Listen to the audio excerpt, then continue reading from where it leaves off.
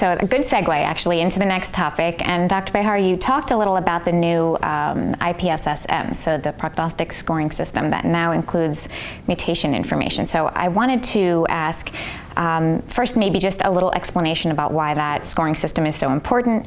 Also, the importance of testing for MDS patients. Should all MDS patients consider it? Is it different from lower risk to higher risk patients?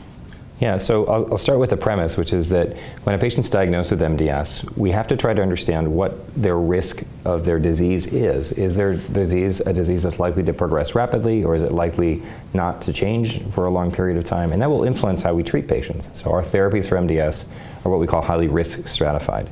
So we need to have some tools by which we can assess or best predict the risk of a particular patient. Do they have high risk disease? Is it intermediate risk? Is it low risk?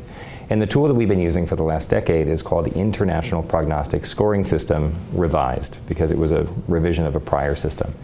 What we've done now with a publication just in this last month is include a very important piece of additional information, which has to do with the types of mutations that patients have in their disease. These are typically mutations that the patient was not born with, but mutations that have arisen in just their blood cells that are actually responsible for the disease itself. And they can tell us a lot about it. They can tell us how the disease is likely to progress in the future. It may tell us what drugs are best to give particular patients.